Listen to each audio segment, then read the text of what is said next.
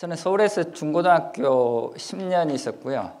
교육개발원에 4개월 있다가 청조교대 간 지 이제 올해 횟수로 20년째 됩니다. 제가 교사로 살았던 것이 현장적인 연구자로 삶을 사는데 결정적으로 중요하고요. 지금도 그렇게 살아가고 있습니다. 선생님들 만나서 되게 반갑고요.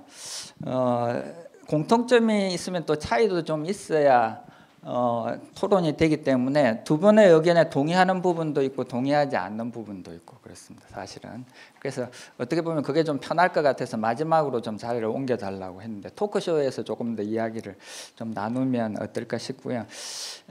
교육학을 이론교육학이랑 실천교육학으로 나눴을 때 실천교육학의 헤게모니가 교사에게 완전히 넘어갔다.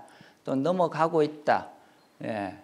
그런데 거의 임종화 선생님과 전적으로 문제의식을 같이 합니다. 왜냐하면 대책도 안 팔리더라고요. 오늘 좀 사주세요. 뭐 몇 가지 이야기를 좀 하려고 하는데 저는 이제 96년도에 수업으로 박사 논문을 썼고요. 그 뒤로 96년에 논문을 썼으니까 20년 동안 수업 연구를 계속 해왔습니다. 근데 가끔 해왔습니다.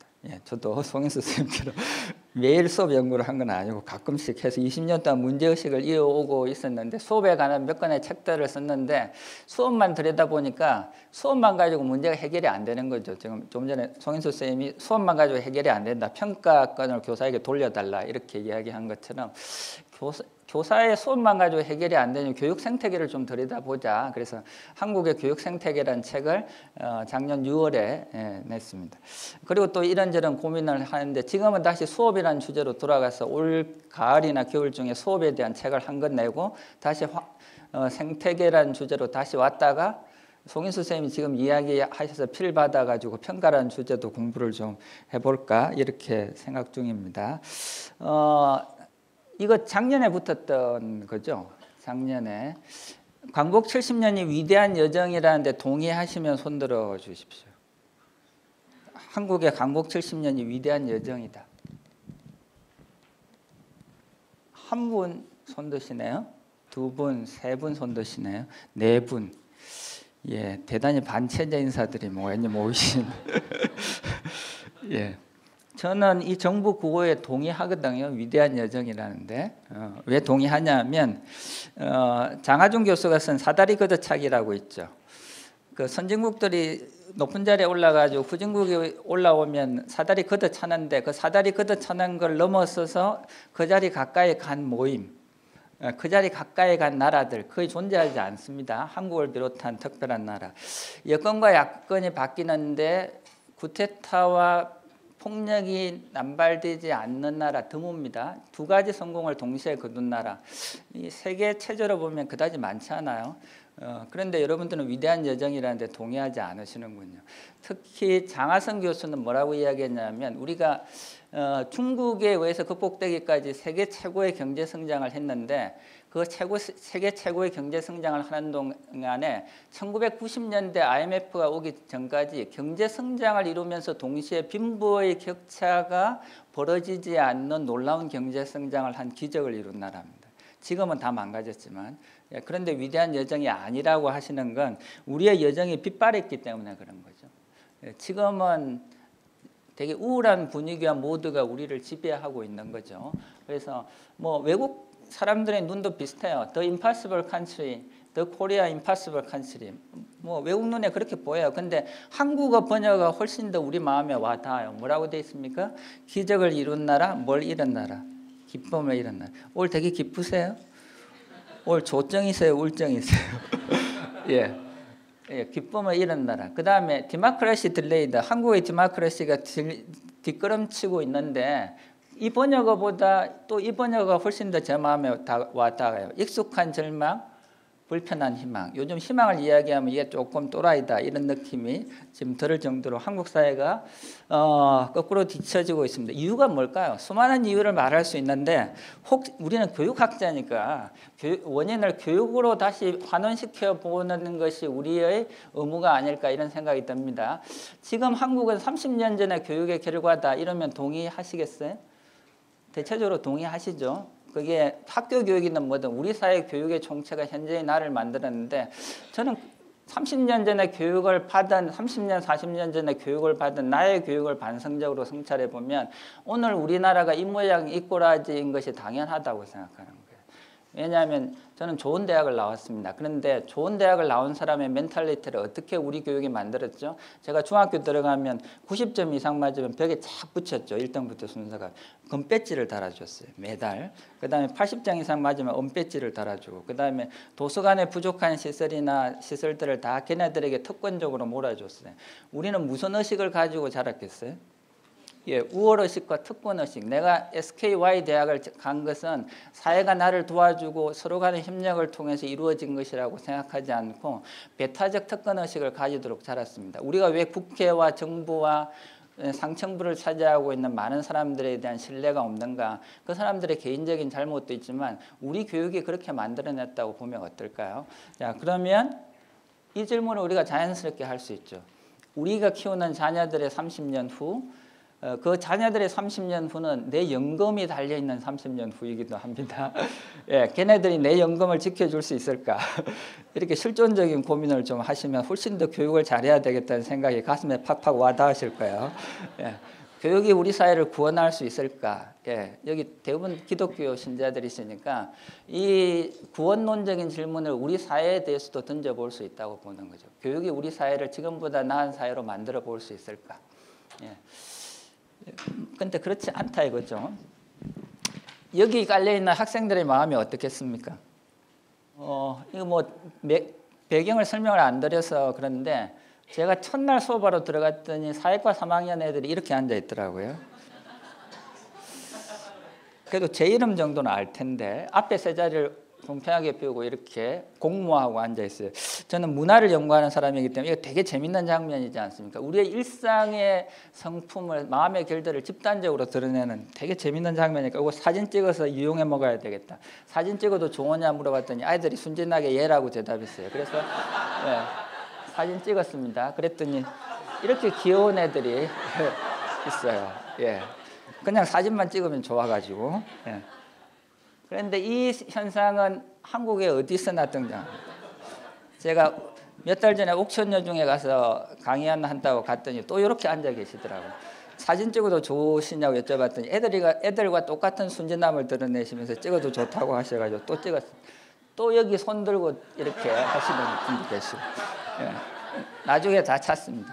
내가 전국적으로 강연을 많이 다니지만 이 현상은 어디나 문화적 유전자의 밈처럼 오늘 이 자리는 매우 독특한 정신세계를 가지고 계신 분들이 앉아있는 자리거나 아니면 강연 자리가 오신 분들에 비해서 지나치게 작거나, 예, 그래서 이 앞자리부터 앉아 계신 거예요. 되게 불편하시죠? 아니세요. 예, 독특한 성향의 소유자라고 생각하시면 상관이 없어요. 예. 예, 이 두 개를 관통하는 생각 속에 학습된 무기력이 있지 않을까 이렇게 생각해 보시면 어떨까 싶습니다. 그렇죠? 예. 셀리그마의 학습단 무기력이라는 실험에 대해서 자세하게 설명하지는 않겠습니다. 우리를 짓누르고 있는 공부에는 두 가지 동기가 있는데 선생님들한테 지금도 마찬가지죠. 위협의 메시지가 있고요. 위협의 프로파간다가 있고 공포의 마케팅이 있고 즐거움의 마케팅이 있습니다. 우리가 지금 우리 아이들과 나 자신을 다독거리는 방식이 이런 거죠.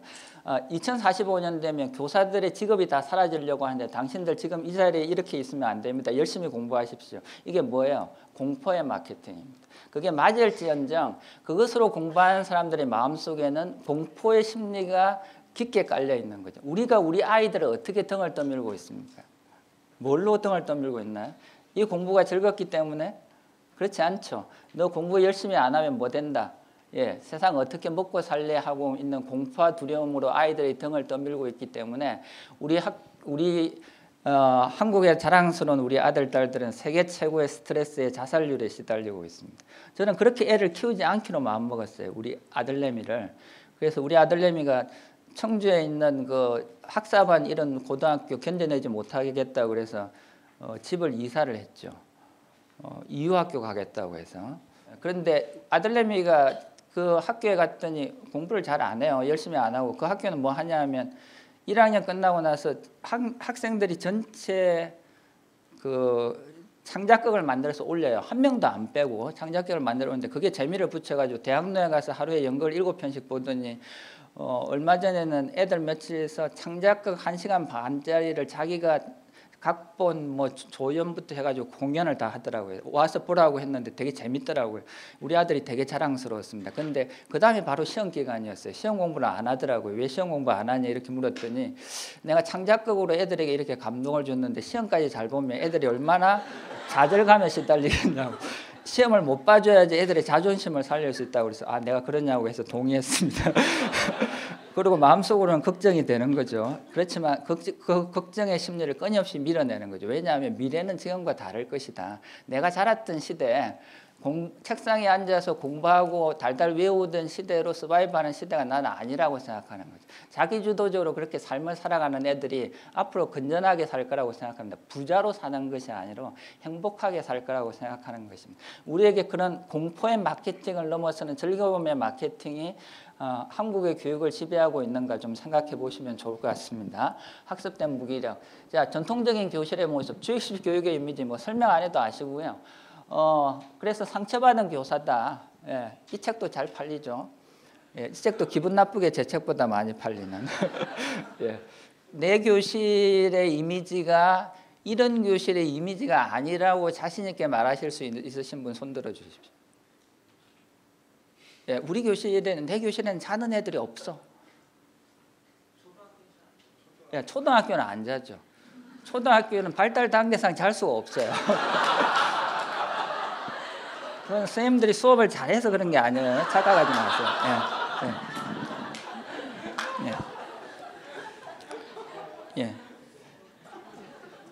그래서 어쨌든 그런 상황 속에서 교사들이 상처받고 있다.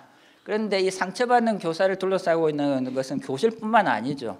교실을 둘러싸고 있는 교육 생태계가 그렇다 이겁니다. 교육 생태계가 행정위주의 성진제도 요거 하나만 놓고 그렇습니다. 이판사판이란 말이 있는데 이판사판은 막다른 골목이라는 뜻이죠. 더 이상 어떻게 해볼 수 없는 처지. 근데 이판사판이라면 여기 대부분 기독교 신자니까 이판사판이란 말은 불교적인 의미에서 나왔습니다. 이판성은 뭐 하는 사람이죠? 이판성은 경전을 수행하는 사람이에요. 경전을. 그러니까 불공을 들이고 해탈하려고 하는 사람. 그런데 기독교나 불교나 종교가 다르지만 한 가지 공통점이 있습니다. 뭐냐면 해탈하고 싶어하고 기독교는 천국에 가고 싶어 하지만 당장에 가고 싶어 하지는 않아요. 그게 양쪽의 공통점이에요. 하나님의 가브리엘 천사를 보내셔가지고 내가 너를 내일 데려가겠다. 그럼 저 안 할 거예요. 조금 이따 갈 거예요. 그러니까 이판성의 경우에도 먹고는 살아야 돼. 해탈될 때까지. 그래서 뭐가 필요해요? 부엌대기가 필요해요. 부엌대기. 돈도 관리하고 그걸 사판성이라고 그러는데 종교가 제대로 돼 있으면 이판성이 사판성보다 존경을 받아야 됩니다. 근데 종교가 타락하면 사판성이 득세를 하는 거죠. 학교에서 누가 더 존경을 받아야 되나요? 가르치는 직업이 가르치는 일을 하는 사람들이 더 존경을 받아야 되는데 소위 관리직이라고 하는 사람들이 떵떵거리고 존경을 받아온 것이 한국의 70년 교육의 역사였다고 하면 우리는 이판사판의 교육적 환경 속에서 내 존재가 끊임없이 삭감당하고 있는 거죠. 내 존재가 끊임없이 상처를 받고 있는 거죠. 이제 그런 문화를 어떻게 바꿀까에 대한 고민을 좀 하시면 좋습니다. 이게 교사의 생애주기입니다. 예. 되게 잘 그렸는데 제가 그린 게 아니고 저희 집사람이 그려주고요. 저희 집사람 전공이 교육행정이라서 길이 되게 복잡한 것 같지만 사실은 한 가지 트랩을 가지고 있어요. 교장이 되려고 노력하는 것입니다. 교장이 되려고. 그런데 여기서 저는 많은 뜻있는 교사들이 이렇게 쓴 글에 동의하지 않습니다. 나는 교단에서 평생 교사가 되는 것, 아이들을 가르치는 거에 다른 것은 꿈꾸지 않겠다. 저는 그게 동의하지 않습니다. 사실 왜 그러냐면 끝에 할 이야기를 지금 꺼내놓고 이야기하겠습니다. 장영실을 장영실로 만든 사람이 누구죠? 세종입니다. 예. 세종이 없으면 장영실은 존재하지 않는 거예요. 저는 한국의 학생들 중에 수많은 장영실이 있고 한국의 교사들 중에 수많은 장영실이 있는데 우리 사회는 너무나 세종이 부족해요. 좋은 학교를 만들겠다는 열의를 가지고 리더십을 훈련하고 공부하는 사람이 지금보다는 훨씬 더 많아져야 된다고 생각해요. 낡은 동기로 교사하다가 이건 내가 62세까지 교사할 수 있을까 하는 공포심 때문에 또는 승진에 대한 욕구 때문에 교사를 하는 것이 아니고 저는 승진을 꿈꾸는 사람이 잘못됐다고 생각하지 않습니다. 인간의 욕구 중에 승진하겠다는 욕구처럼 좋은 욕구가 어디 있어요? 자기보다 더 나아지려고 하는 욕구. 문제는 뭐가 왜곡되어 있다? 승진의 시스템이 왜곡되어 있는 거죠. 그걸 어떻게 바꿔볼까에 대한 고민을 좀 하시면 좋을 것 같아요. 초등학교 교장의 행복도는 왜 전염되지 않을까? 몇 년 전에 한 그 조사했는데 만족도가 가장 높은 게 초등학교 교장 선생님이었습니다. 제가 천천히 이야기를 하면 좋은데 시간에 쫓겨서요. 만족도가 교장 선생님이었는데 700몇 개의 직업 중에 1위가 교장 선생님이었습니다. 그래서 제가 그때 그런 상상을 해본 거죠. 우리 학교는 교사도 불만족스럽고 학생도 불만족스럽고 학부모도 불만족스러운데 초등 교장만 만족스러운 시스템이구나. 그런데 요 옆에 책이 있습니다. 행복은 전염된다는 책에 보면 행복이라는 게 되게 개인적이고 주관적인 것 같죠. 그런데 행복은 네트워크를 통해 정진되고 줄어드는 거예요.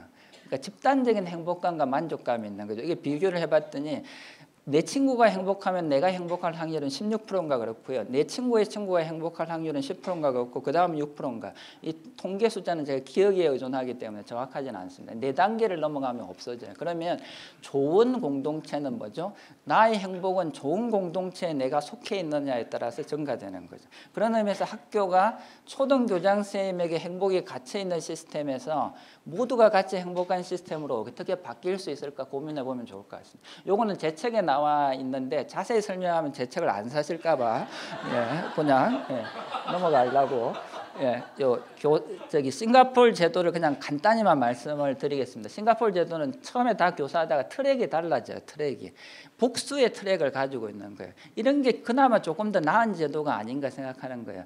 헤겔이 이야기했듯이 인간에게는 모두가 인정투쟁의 욕구를 가지고 있습니다. 그런데 모두가 존중받을 수 있는 제도를 만들어낼 수 있으면 우리의 상상력이 그렇게 확장되면 얼마나 좋을까 생각하는 거죠. 저는 최근에 교장 선생님들에게 연수를 자주 다니는데 요즘 용기 있게 이렇게 이야기합니다. 당신의 정년퇴임식보다 당신 학교에 있는 평교사의 정년퇴임식을 더 화려하게 해줄 각오를 하십시오.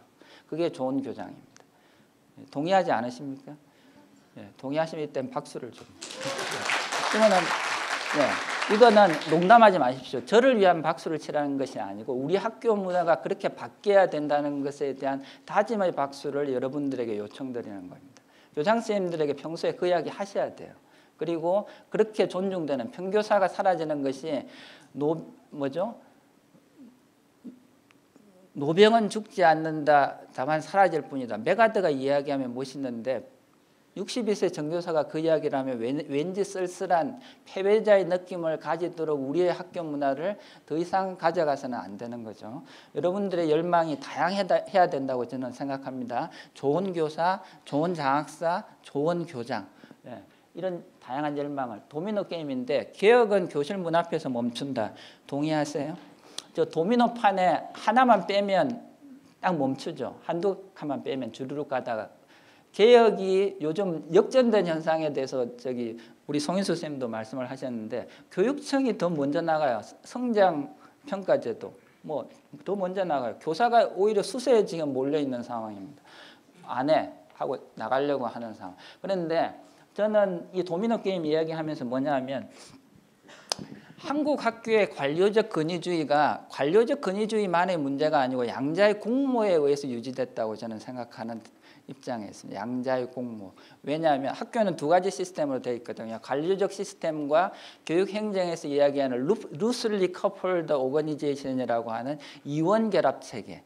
이완 결합 체계. 이완 결합 체계라는 도미노 판욕에 빠져 있는 거죠. 그러니까 여러분들이 국가 교육 과정에 대해서 되게 화를 내지만 한국사 교육 교과서에 나와 있는 내용이 마음에 안 들면 여러분들 안 가르치면 됩니다. 여러분들 잡아갈 수 없어요. 여러분들이 교실에 가지고 있는 가르치는 일이 가지고 있는 상대적인 자율성은 생각보다 되게 커요. 그러니까 바꾸기가 제일 쉽지 않은 거예요. 수행평가하라, 무슨 평가하라. 예를 들면 학생 중심 수업하라, 교육과정 문서에 집어넣는다고 해서 잘 바뀌지 않습니다. 그러니까 교장 선생님도 그거 감독할 수 있는 권한이 없죠. 그러니까 교장 선생님은 뭐만 하면 돼요? 관료적 통제가 잘 돌아가는 부분만 책임지고 나머지는 당신이 알아서 하세요. 그러면 교사는 자기 교실에서 뭘 하든지 자기 마음대로 왕국을 만드는 대신에 교장선생님의 관료적인 지시에 문서 처리를 공모해 주는 것으로 자기 교육의 자율성을 확보하는 것. 이 두 가지의 공모 속에서 한국 학교는 유지되어 왔다고 저는 생각하는 거예요. 누구의 책임도 아니고 양자의 책임인데, 물론 책임이 누구에게 더 강하느냐는 힘이 강한 사람에게 책임이 더 있습니다. 교사에게 동등하게 책임을 지우지는 않습니다. 그러나 우리는 사또만화부의 이 말은 좀 주목해 볼 필요가 있는 거죠. 오늘 학교를 고착시키고 질식시키고 있는 것은 문부성이나 교육위원회의 관료적인 통제라기보다는 오히려 학교 내부의 동료 간의 권력관계이다. 동의하시나요? 예. 여기 정성식 쌤 오셨는데 모임이 잘 되기를 기원합니다. 그런데 저는 조금 더 넓은 차원에서 말할 수밖에 없는데, 한국의 교사교육 운동에 역사교사 모임, 국어교사 모임, 기라성 같은 교과 모임들이 있습니다. 그 교과 모임의 역사가 20년, 30년 됐는데 한국 학교가 그렇게 바뀌지는 않았습니다. 교과의 전문성은 신장됐죠. 그래서 제가 몇 년 전부터 이런 이야기를 하고 다닙니다. 지금부터 새로운 교사 모임을 만들려고 하는 시도는 그만두는 게 좋겠다. 더 많이 만들어지지 않는 게 좋겠다. 우리의 운동의 가장 중요한 토대는 단위학교 운동이다. 이게 지금 여기 와서 하는 게, 저는 기독교 배경이니까 잘 알아요. 2박 4일, 3박 4일 저기 수련회 가서 수련회 하면 세상이 다 천국처럼 보여요. 예, 버스를 타는 순간 뭐죠? 예, 은혜가 쫙 빠지기 시작합니다. 예, 집에 가면 다 빠지고 없어요. 예, 여러분들이 한 주에 한 번씩 모여서 뭐죠? 한 주에 한 번씩 모여서 좋은 교사 모임 만들고 좋은 교과 모임 만들면 한 주에 한 번씩 행복하지만, 학교의 일상을 바꾸지 않으면 여러분들의 일상은 매일 우울해요. 그런데 여러분들의 일상을 괴롭히는 것이 관료적 권위주의이기만 하나요? 예. 전통과 인습에 따라서 대화하지 않고 바뀌지 않는 여러분들의 동료 교사가 여러분들의 발목을 잡고 있습니다. 그리고 그 기세에 놀려서 말하지 않는데 여러분들 자신이 개혁을 안 하고 있는 존재일 수도 있는 거죠. 그런 의미에서 단위 학교를 어떻게 바꿀 것인가에 대한 운동이 학교 운동의 되게 중심적인 운동이 돼야 된다고 저는 생각합니다. 그래서 학교를 어떻게 바꿨으면 좋겠냐 했더니, 시험교육청 연수할 때 선생님들이 이렇게 그림을 그리셨어요. 아이들하고 이렇게 재밌게 서로 배우고 교사들끼리는 서로 협력하는 모델. 예. 그다음에 이런 모델도 재밌죠. 다양한, 교실에서는 되게 다양한 상호작용이 일어나면서 선생님들은 커피와 티를 마시면서 끊임없이 서로 간에 학습하는 모델. 그래서 학교를 뭘로 만들어야 된다? 전문 학습 공동체로 만들어야 된다. 말콤 그레드웰의 1만 시간의 법칙. 예. 1만 시간의 법칙. 예, 그런데 교사는 1만 시간 수업해도 전문가가 될 수 없습니다. 예, 1만 시간의 법칙이란 말콤 그레드웰의 법칙이 교사의 수업 전문성에는 적용되지 않는다. 그게 제가 주장하는 바예요. 가르치는 영역은, 가르치는 활동 자체의 본질은 누구에게도 명인이나 달인이라고 하는 월계관을 씌워주지 않습니다. 예. 그러므로 우리는 오늘도 겸손하게 30년 차 교사이지만 겸손한 마음으로 옷깃을 여미면서 가르치는 일을 다시 새롭게 하기 위한 노력 속에 들어가야 되는 것이죠. 예. 오히려 역사의 시계바퀴는 거꾸로 가요. 제가 20대, 30세 때 수업할 때 인기가 있었을까요? 지금 인기가 있을까요? 아닙니다. 예. 지금 이제 여러분들이 계셔서 괜히 좀 약간 업돼가지고 농담도 하지만 평소에는 농담 전혀 안 해요. 네. 제가 30대 초반에 교대 갔을 때 교대 학생들이 물었어요. 결혼하셨냐고. 여학생들이 막 묻고. 제가 막 얼굴 빨개가지고 대답도 못하고. 그런데 지금은 교실에 들어가면 애들이 저 쳐다보는데 5분 걸려요. 예, 모든 교사가 시간은 교사의 적이에요. 모든 교사가 그 역사의 수레바퀴에 거슬러서 우리의 전문성으로, 또는 우리와 아이들과의 컨택트 포인트가 줄어드는 것을 넘어서서 아이들과 만나는 길을 개척해 가야 됩니다. 그런 의미에서 우리는 정년을 맞이할 때까지 이 길을 가야 되는 거죠. 시지포스의 신화를 굴리는 것처럼. 그런데 혼자서 갈 수 없다. 그래서 뭐가 필요한 거죠? 전문적 학습 공동체가 필요한 겁니다. 그런데 저는 외국의 다양한 서적들을 읽으면서 왜 교사 공동체인데 프로페셔널 티칭 커뮤니티가 아니고 프로페셔널 러닝 커뮤니티일까? 여기에 굉장히 생각을 좀 해봤습니다. 잘 가르치는 공동체가 아니고 잘 배우는 공동체예요. 왜 우리는 배우는 공동체일까? 오늘날 공동체는 거의 존재하지 않습니다. 일부 종교 집단을 제외하고는 공동체는 존재하지 않습니다. 인류의 역사는 공동체로부터 개인이 독립되어 가는 역사라고 볼 수 있어요. 크게 보면. 그런데 공동체에서 개인이 독립될 때 독립만세를 하면 굉장히 기쁘죠. 그런데 그 다음 날부터 외롭기 시작해요. 인간의 성품은 되게 아이러니거든요. 그런데 그래서 다시 뭘 만들려고 해요? 다시 공동체를 만들려고 합니다. 다시 공동체를 만들려고 하는데 오늘날 공동체를 만들기는 되게 어려워요. 왜냐하면 우리는 이질성의 정도가 극단화되어 있는 시대에 살고 있습니다. 그런데 오늘날 공동체의 유대를 묶어줄 수 있는 그 유일한 건은 종교적 동맹이거나 아니면 우리가 다 이질적인 존재이고 다르기 때문에 뭐 할 수밖에 없다. 배울 수밖에 없는 존재라고 하는 것 속에 공동체성이 생성됩니다. 오늘 나는 모르고 나는 부족하기 때문에 교사나 교수나 학생이나 다 누구나 배움이라고 하는 것을 끈으로 해서 함께 엮일 수 있는 것. 그게 오늘날의 공동체성의 토대가 되는 거예요. 그걸 잘하는 것이 교사들이라는 거죠. 그걸 잘해야 하는 것이. 교사를 넘어서는 공동체. 이 이야기 한두 테마만 하고 마무리하도록 하겠습니다. 저는 정성희 선생님 되게 그 모임 만들어 주셔서 고맙게 생각하고요. 앞으로도 그 모임이 잘 되기를 기원합니다. 그런데 한 가지 토를 달겠습니다. 토를 다는 것은 교사들의 공동체는 교사 중심이어야 되지만 교사만이어서는 안 된다고 생각합니다. 왜냐하면 공교육이 우리에게 그걸 요구해요. 공교육이. 질문 하나 던져볼까요? 여러분들에게 여기 근재원 선생님이 교사들이 고치는 교수법이나 이런 책을 교육법이라는 이런 책을 썼는데 교원의 종류는 4가지가 있습니다. 아시는 분 손 들어 보십시오. 제 책을 한 권 드리겠습니다.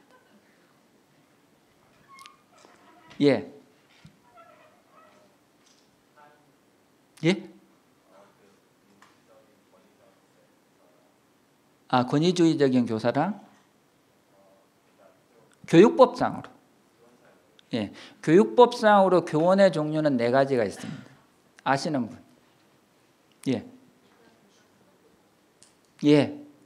잘 들으셨어요? 교장, 교감, 수석교사, 교사입니다. 교원의 종류는. 제가 그래서 들으면서 첫 번째 생각이 그래요. 교사 교육의 중심에 선다는 말을 통해서 우리는 어디까지를 교사라고 생각할까? 이 말이나 선언 자체가 누군가를 배제하고 있는 것은 아닐까? 여기에 수석교사는 포함됩니까? 여기에 교장선생님 오셨는데 교장선생님은 포함됩니까? 우리는 어디까지를 우리의 동맹의 끈으로 생각하고 있는 것일까요? 이 문제의 출발점에 저는 이 질문을 제기하고 싶은 것입니다. 카클란 스미스 라이트는 이런 말을 했어요. 실천을 위한 지식은 아까 그 말대로 정성식 선생님이 이야기한 대로 교육학자나 전문가들이 만들어낸 지식을 따라 배우는 교사 모델을 상정하고 있습니다. 그거 싫다. 그게 실천 속의 지식이에요.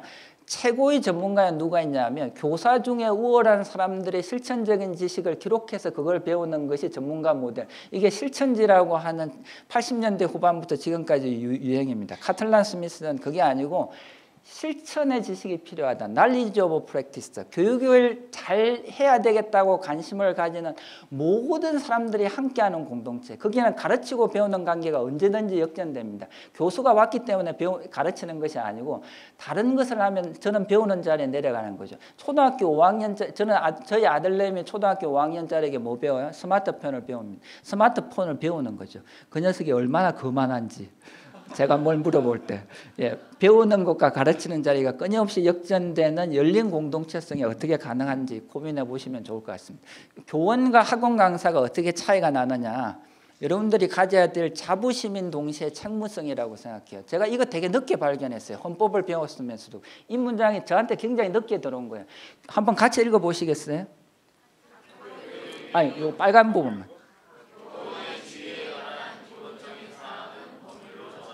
교수의 지위에 관한 기본적인 사항은 법률로 정한다 되어 있지 않습니다. 교원이 사회적인 역할이 얼마나 중요하기 때문에 우리 헌법에 교원의 지위를 법률로 정하고 있을까? 여러분들이 그런 존재라는 생각을 하시면 좋을 것 같습니다. 그런 의미에서 교사는 어떤 존재이냐? 공교육의 위치를 잘 알아야 되는 거죠. 국가가 가지고 있는 국가의 욕망, 그 다음에 뭐죠? 교사 학부모에 가르치려고 하는 교육권, 그다음에 학생에 대한 학습권, 교사의 전문적인 자율성, 이 네 개 중에 어느 것 하나도 다른 것을 억누르거나 억압할 수 없습니다. 이 네 가지가 그게 발생하면 사유화되는 거예요, 공교육이. 그런 의미에서 우리의 독립선언과 우리의 교육은 연대를 가져야 되는 거죠. 이 네 가지 속에 팽팽한 균형을 확보해야 되는 거죠. 우리는 독립하는 순간 바로 연대해야 됩니다. 독립과 연대가 어떻게 함께 갈 수 있을까를 고민해야 되는 것이죠. 공교육 교사의 책무는 공교육은 가르치고 배우는 활동이 지닌 일반적인 가치에 대하여 평등, 배려, 사회정의, 공공성 등 사회적 가치가 잉태되고 실현되는 장입니다. 따라서 공교육이 개인의 욕망을 실현하기 위한 수단으로 제한되어 버린 이 시대에 찍으실 필요 전혀 없었어요. 저기 자료집에 나와 있습니다. 예. 낡은 공교육의 이상을 재점검하고 자초된 공교육을 재구축해야 하는 공적인 존재로서의 책무성을 재인식해야 합니다. 평등, 배려, 사회정의, 공공성 등은 공교육의 교사들이 특별히 관심을 가져야 될 사회적 가치이며 이러한 가치의 실현을 통해 모든 학생들이 고통받지 않고 인간다운 삶을 영위할 수 있는 교육적, 사회적 생태계를 만들어가는데 교원들은 노력해야 됩니다. 예. 나머지 못다한 이야기는 토크 시간에 하도록 하겠습니다. 예, 들어주셔서 감사합니다.